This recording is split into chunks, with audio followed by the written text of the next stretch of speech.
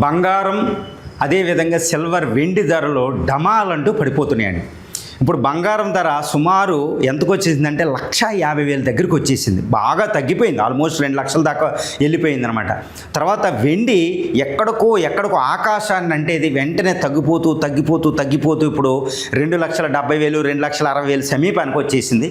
ఇంకోటి ఏంటంటే ఈ గోల్డ్ సిల్వర్ ధర ఇంకా తగ్గుతాయి. ఎంతవరకు తగ్గుతాయి అంటే ఒక 10,000 20,000 దగ్గర తగ్గొచ్చు, అంతేకాని లేకపోతే గోల్డ్ ధర 1,20,000 దాకా వచ్చేవచ్చు. అందరూ అనుకుంటుంటే 1,00,000 దగ్గరికి ఏమీ రాదు, అంత తగ్గదు, కంగారు ఏం పడక్కర్లేదు. అదేవిధంగా వెండి ధర కూడా ఏం పడిపోదండి, ఇంకో 20,000 30,000 తగ్గిద్ది అంతే. తర్వాత అంతేగాని పడిపోయి మళ్ళీ మట్టానికి వచ్చేస్తుంది. అరే ఇంత పెరిగిపోయింది గోల్డ్ వెండి, ఇంతంత పెరిగిపోయినాయి, అబ్బా మన ఇంట్లోనే ఒక సంపద ఆల్మోస్ట్ ఇలా అలా పెట్టుకుంటేనే ఆల్మోస్ట్ పెరిగిపోతుంది కదా, మళ్ళీ ఇలా పడిపోవడం ఏంటంటే అందరిలో ఒక ఆందోళన. అందువల్ల గోల్డ్ సిల్వర్ ధర డమాలంటూ పడిపోతుంటే గుండు తరుక్కుపోతుంది అనమాట. కానీ ఇక్కడ వీళ్ళకి చెప్పేది నేను ఒకటేనండి, ఏమీ ప్రాబ్లం లేదు. గోల్డ్ వెండి ధర తగ్గిపోవండి, అవి తగ్గుతూ ఉంటాయి. ప్రస్తుత అంతర్జాతీయ నేను ఎప్పుడు చెప్తూ ఉంటా, ఒక 7-8 కారణాలు దానికి ఉన్నాయన్నమాట. ఈ 7-8 కారణాల్లో ముఖ్యంగా యుఎస్ డాలర్కి సంబంధించి వడ్డీ రేట్లు బలమైపోద్దనే ఒక స్పెక్యులేషన్ వల్ల మాత్రమే అవుతుంది. తర్వాత చైనా కొన్ని పాలసీల వల్ల, కానీ అవి శాశ్వతంగా ఉండవు. కాబట్టి ఈ గోల్డ్ బంగారం వెండి ధరలో డమాలంటూ పడిపోయినా అది కొంతకాలం వరకే. కానీ ఇలాంటి సమయం అనేది ఇప్పుడు ఎందుకు పెరుగుతాయని చెప్పే ముందు ఇది చెప్తున్నామట. ఇలాంటి సమయము ఒక అద్భుతమైన అవకాశం మీకు. అసలు యాక్చువల్ నేను ఇప్పుడు మాట్లాడేది కూడా దానికే. ఏంటంటే ఇలా తగ్గేటప్పుడు వెంటనే కొనేయండి. అది ఇది బంగారం వెండి కొనాల్సిన సమయం అండి, కొనాల్సిన సమయం. ఒక అద్భుతమైన మహాదవకాశం ఇది, ఏ గ్రేట్ ఆపర్చునిటీ. అదేనమాట, గ్రేట్ ఆపర్చునిటీ అనమాట. ఇప్పటివరకు బంగారం ఏంటంటే అలాగే ఇప్పుడు పెరుగుతూ ఉండే సంవత్సరాలకు అంతా. వెండి కూడా అలాగే, వెండి అయితే కనపడేది కాదు, ఏదో కొన్ని పట్టీలు అంటే కొన్ని ఆభరణాలకు ఇండ్లలో ఈ కిచెన్కి పూజా సామాగ్రి కొనుక్కున్నారు. కానీ వెండి బంగారం కంటే ఎక్కువైపోయింది. ఇది చూసారు రీసెంట్ అనమాట, జియో పొలిటికల్ సిచ్యువేషన్ వల్ల, ఈ అంతర్జాతీయ పరిస్థితుల వల్ల ఇది అయిపోయింది, డాలర్ బలహీనపడడం.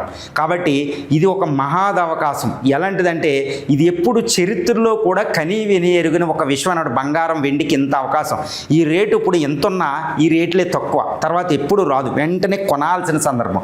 ఇంకా తగ్గుతూ ఉందనుకో కాస్త వెయిట్ చేయండి, తగ్గేటప్పుడు ఇంకా పెరుగుతుంది అనేటప్పుడు కొనేయండి అంతే. ఎట్టి పరిస్థితుల్లో కొనాల్సిన సమయం బంగారం వెండి. మళ్ళా నేను చెప్తున్నానండి, మళ్ళా రాదు. ఇక నుంచి బంగారం వెండి కాస్త తగ్గిన తర్వాత పెరుగుతాయండి, ఇంకెప్పుడు అవి తగ్గవు, ఎప్పుడు ఇంక్రీజింగ్ ట్రెండ్లోనే అది ఉంటుంది.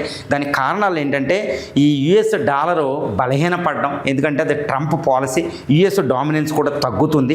తర్వాత బ్రిక్స్ దేశాలు, ఇంకా చిన్న దేశాలు బంగారం వెండిని పోగేయడం. తర్వాత వెండికి విషయానికి వస్తే ఎలక్ట్రానిక్స్, ఇంకా ఈవీ ఇండస్ట్రీస్లో కూడా దాని అప్లికేషన్స్ ఉండడం, అది ఒకటి. తర్వాత బంగారాన్ని సెంట్రల్ బ్యాంక్సే కొనడం.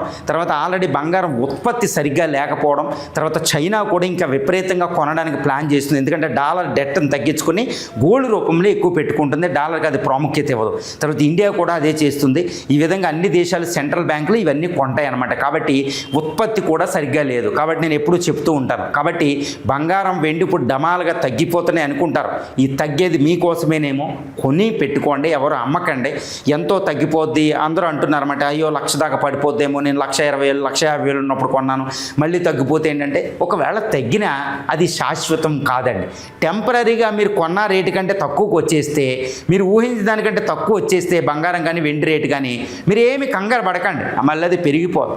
మళ్ళీ 2 రోజుల్లో పెరిగిపోయి మీ రేటు కంటే వెళ్ళిపోద్ది. కానీ ఓవరాల్గా కొన్ని నెలలో కొన్ని సంవత్సరాల తర్వాత మీరు అనుకున్న దానికంటే చాలా బంగారపు కొండలాగా ఒక ట్రెజర్గా నిలిపోద్ది అనమాట, ఒక నిధి.